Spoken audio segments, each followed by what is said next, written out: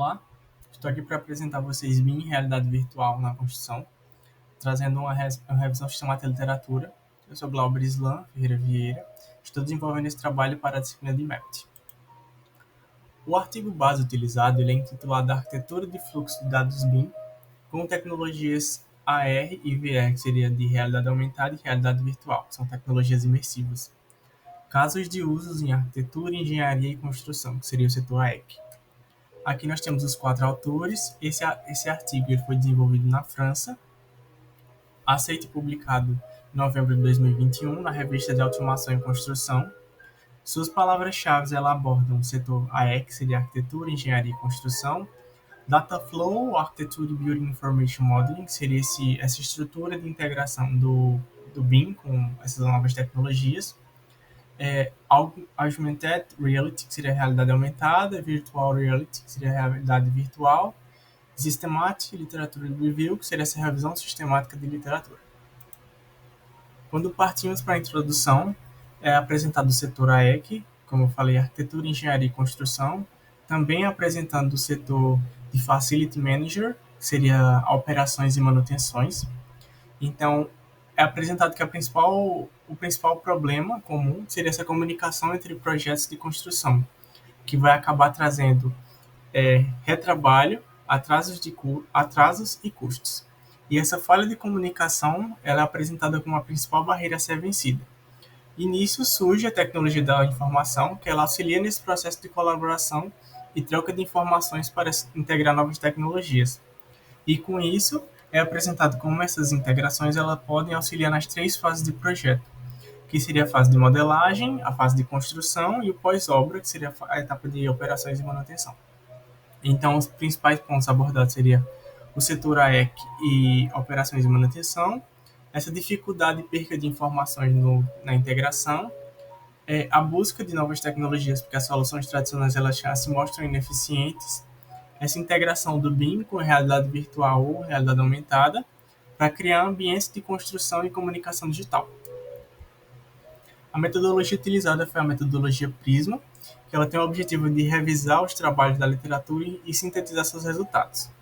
Para isso, ele estipulou 3 perguntas bases que queriam ser respondidas com esse trabalho, que seria qual o estado da arte e aplicações da realidade aumentada e realidade virtual em projetos de arquitetura, engenharia e construção, quais as principais tendências de pesquisas, os casos de uso e em qual fase é utilizada na construção, quais as principais metodologias, aplicações ou arquiteturas e estrutura de softwares que são utilizados para a comunicação de BIM e realidade virtual aumentada e quais são os desafios associados a cada uma dessas etapas. Para isso foi utilizado as 3 bases de dados, que foi o Google Acadêmico, a Scopus e a Web of Science, e foi pesquisado artigos entre os anos de 2010 e 2020, utilizando a string de busca que aborda Building, Construction, BIM, Augmented Reality, Virtual Reality e suas abreviações.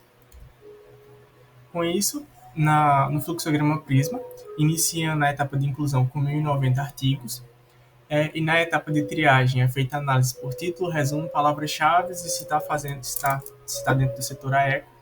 Na primeira exclusão de títulos e palavras-chave foram escolhidos 689 artigos, quando foram lidos os resumos 327, e na leitura integral foram escolhidos mais 41, que resultaram em 33, aplicando tanto os critérios de exclusão quanto os critérios de qualidade escolhidos pelo autor.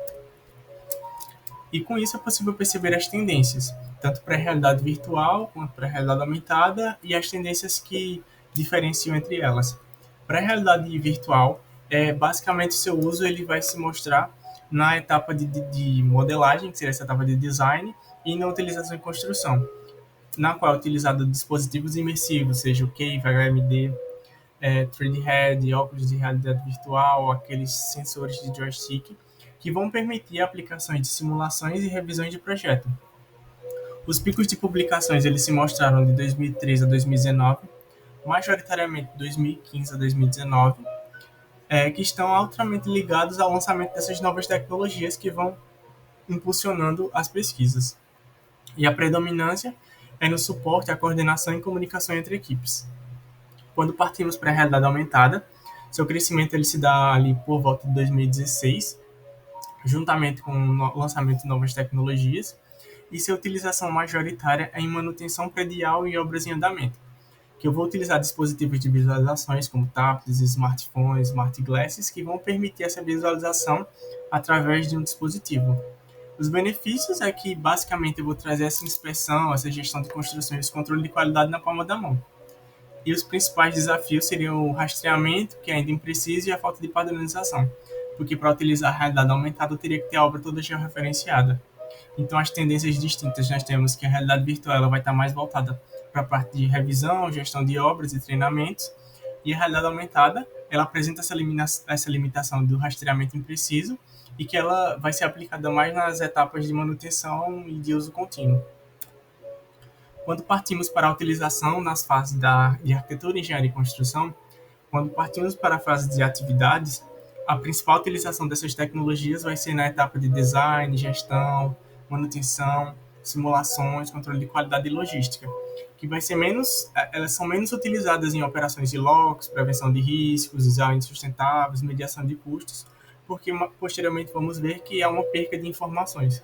Então a gente pode ver que a realidade virtual ela vai ser mais utilizada nessa parte de revisão de projeto, detecção de conflitos, e a realidade aumentada para projetar, por exemplo, de 3D para 2D, na qual poderia ir numa obra que está toda alocada e através de um tablet eu passear por todos os cômodos. Quando partimos para o treinamento, majoritariamente é utilizado realidade virtual, que permite com que eu faça um treinamento seguro, uma gestão da obra, manutenções, operações, treinamentos de maquinários pesados, sem colocar o trabalhador em risco. A realidade aumentada ela vai ser utilizada mais em atividades práticas no canteiro, vai ser mais uma ferramenta extra, não a principal. Então a gente pode ver que é um crescimento das pesquisas, basicamente nas etapas de revisão de design e treinamento seguro. E tem um potencial de integrá-la com outras esferas do bem, como vamos ver agora. Dentre as esferas, ele poderia ser integrado, já é mais utilizado em visualizações e simulações, cronogramas e mudanças de projeto, e ela tem uma grande abertura de pesquisas, tendências para essas outras esferas, que vai na estimativa de custos, sustentabilidade de energia, operação e manutenção, prevenção de acidentes, e Learn Construction, que será essa gestão otimizada, essa obra mais controlada. Então, nós temos que essa tendência crescente dos estudos, que vai do 5D ao 9D do BIM, o principal desafio é essa falta de interoperabilidade, porque há uma perca de informações e também a construção desses modelos, eles são exclusivos, então, para cada tecnologia eu tenho que criar um conceito totalmente diferente, e esses modelos construídos, eles não são escalonáveis, eles são únicos. Cada obra, cada modelo construído, ele vai ser só aquela utilidade dele, que precisaria dessa integração mais estável, confiável e que possibilitasse uma prática em larga escala. Aqui a gente pode ver a aplicação e as publicações nesse primeiro gráfico que mostra os artigos que abordam cada esfera do BIM, de 2010 a 2020, e aqui nesse segundo, os artigos que utilizam BIM ou outras tecnologias nas três fases, que seriam de design, que seria a modelagem, a fase de construção, e facility manager, que seria a operação e manutenção. As aplicações práticas, que são as mais utilizadas, a gente pode ver que seriam essas work sites operations, que seriam operações de trabalho, e nisso a realidade virtual ela vai ser utilizada mais para visualizar montagens e trabalhos mais complexos em escala real. Poderia, por exemplo, fazer um treinamento de maquinário pesado. Já a realidade aumentada ela vai ser mais utilizada em procedimentos passo a passo, onde eu poderia ver o andamento de levantamento de uma parede ou do detalhamento de alguma esquadria.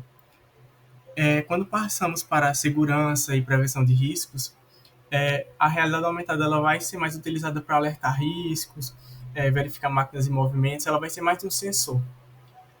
Vai ajudar nessa prevenção e fiscalização. Já a realidade virtual, ela se mostra como uma tecnologia de treinamento. Então, ela vai permitir treinar trabalhadores com cenários perigosos sem expô-los ao risco. Então, em resumo, nós temos que a realidade virtual ela é utilizada para treinamentos imersivos de risco e a realidade aumentada é utilizada mais para melhoramento de operações e visualizações passo a passo. E o principal problema dessas tecnologias seriam cenários que ainda são limitados e de difícil escalabilidade. Quando aqui a gente pode ver o processo, basicamente são 4 etapas, onde iniciamos na exportação da geometria, que ela é modelada e precisa sair de um software de modelagem para um software de renderização.